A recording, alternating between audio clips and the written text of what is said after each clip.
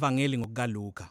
Kwividiyo yokuqala sibheke ukuveza kukaLuka uJohane uMbhaphatisi noJesu njengokugcwaliseka kwendaba kaIsrayeli nesithembiso sikaNkulunkulu okukhulunywe ngaso embhalweni yeTestamente Elidala. Sasesibuka uJesu ethula imishini yakhe futhi eletha izindaba ezinhle zombuso kaNkulunkulu kwabampofu ku-Israyeli, abantu bezinga eliphansi nakulabo abangaphandle. uJesu wafundisa ukuthi umbuso wakhe ubheke phansi, ukuphendukezelwa kwayo yonke indlela yokwenza yethu esiyijwayele. Le ngxenye iphethe ngoLuka esikhombisa ukuthi uJesu wayenguMose omusha kanjani ozoletha ukuphuma okusha ngokufa kwakhe eJerusalema. Ngakho singena phakathi engxenyeni enkulu yencwadi la uJesu ehola u-Israyeli wakhe omusha ohambweni oluya eJerusalema. Le ngxenye yencwadi iqukethe ikakhulukazi izifundiso nemifanekiso kaJesu ezanikezwa kubantu abahlukene ayehlangana nabo endleleni, ikakhulukazi iqembu labafundi bakhe elikhulayo. uLuka ngalendlela uveza ukulandela uJesu njengohambo, yinto eyenzayo la ofunda khona uqhubeka nendlela yempilo. Okokuqala, uJesu umema abafundi bakhe kuyimishini yakhe ngenkathi ethumela idlambi labo ukuba lihambe ngaphambi kwakhe limemezele umbuso kaNkulunkulu. Kusukela ekuqaleni, ukuba umfundi kusho ukuba ingxenye yemishini yombuso kaJesu uyenze yakho. Ngenkathi bebuya abafundi bakaJesu, uyaqala ukunikeza izifundiso ezahlukene ngomkhuleko nangokuthemba ukuhlinzeka kukaNkulunkulu.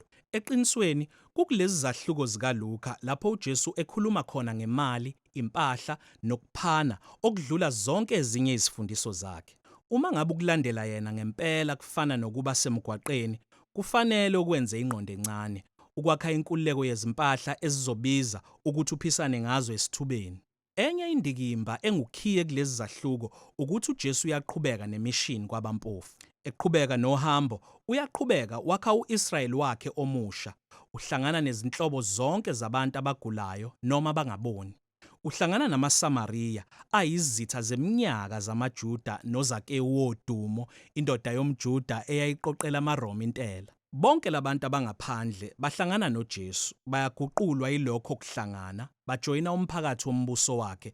uJesu awuchaza ngedili elikhulu. Uze ukufuna nokusindisa abalahlekile, ngakho uyabungaza uma ngabe bethola isihawu sikaNkulunkulu.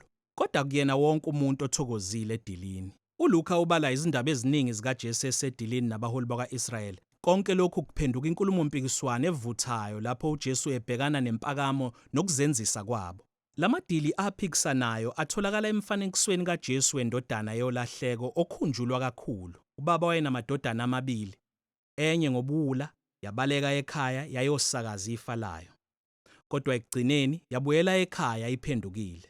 Uyise uyayithethelela, wenza idili elikhulu ukubungaza. Indodana yami ibilahlekile, kodwa manje sitholakele. Kodwa umfowabo omdala ongakaze amshiye uyise uthukuthele, ucasukela umusa kayise endodaneni engawufanele. Kulo mfanekiso odumile, uJesu uchaza imishini yakhe yonke yombuso kulabaholi. Amadili akhe amele ukwamukela kukaNkulunkulu okuyintokozo izinhlobo zonke zabantu emndenini wakhe. Imfuneko yokungena, ukwehla nokuphenduka. Ngakho iqhakambisa usizi lwabaholi bakwa-Israyeli abalahla uJesu nombuso wakhe obheke phansi. Lokhu kumelana noJesu kwenyuka ngokwezinga. Ekugcineni uyafika eJerusalema ezela iPhasika. Ngenkathi eseduze nedolobha, uyakhala. Abafundi bakhe bayamdumisa njengenkosi yobuMesiya, kodwa abaholi baka-Israyeli bayamlahla. Uyazi ukuthi ukulahla kwabo umbuso wakhe wokuthula kuzoholela u-Israyeli ohambweni lokumelana lokuhlubuka umbuso wamaRoma, kuzoletha ukuwa kwedolobha. Ilowo mfanekiso wokuchithwa kweJerusalema uJesu awubonisile ngenkathi engena ethempelini exosha abadayisi bezilwane, emisa indlela yokwenza imihlatshelo. Uthi indawo yokukhuleka isiphenduke umhume wabaphangi, iza kuchithwa. Manje lesi sehlakalo sakha uchungechunge lempikiswano phakathi kukaJesu nabaholi bakwa-Israyeli. Konke kuholela esibikezelweni sikaJesu esithi ngelinye ilanga izitha zempi yamabutho amaRoma ziyakuzungeza leli dolobha zilichithe kanye nethempeli konke esizukulwaneni. Ngalokho uJesu uyamonyuka nabafundi bakhe uyobungaza isidlo sePhasika, ukudla konyaka kwabantwana baka-Israyeli okungumfanekiso wenkululeko ebugqilini ngokufa kwewundlu. Ngakho uJesu wenza uphawu olusha ngokudla isinkwa newayini ngalokhu kuphuma okusha. Ukuhleshulwa komzimba wakhe nokuchitheka kwegazi lakhe kuzobuyisa inkululeko ku-Israyeli kaJesu omusha. Emva kwesidlo, uJesu uyaboshwa, umisa phambi kobuholi bamaJuda, kuqulwa icala lesimangalo sokuthi uyinkosi.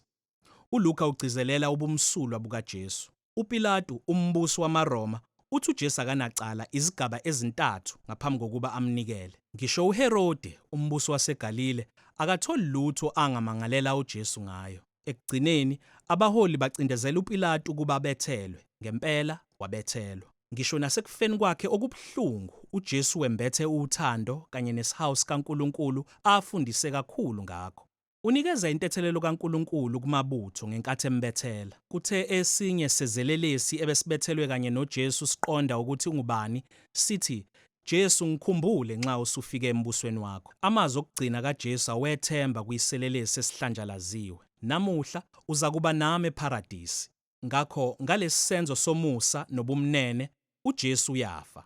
Umzimba wakhe ufakwa ethuneni ngosuku lokuqala lweviki. Abanye babafundi bakaJesu baya ethuneni, bafumana ithuna lingenalutho. Kukhona iziqu ezimbili zezingelosi zibatshela ukuthi uJesu uyaphila, ukuthi uvukile kwabafileyo. Bagoduka, izingqondo zabo ziphansi. Kulapho uLuka exoxa khona enye yezindaba zakhe ezinhle. Abafundi ababili bakaJesu basuka eJerusalema baya edolobheni e-Emawusi. Izinhliziyo zabo ziphukile ngokufa kukaJesu. Esithubeni, uJesu kanye nabo ehambisana nabo, kodwa abamboni. Uyababuza ukuthi kungani bedangele, base bekhuluma ngawo onke amathemba abo ukuthi uJesu nguye obezohlenga u-Israyeli, kodwa manje usefile. Konke kube ize. Kodwa kuthe emva kwesikhathi, uJesu eba nesidlo nalaba ababili, ubahlephulela isinkwa njengoba enza esidlweni sePhasika kungaleso sikhathi la bambona khona. Wanyamalala.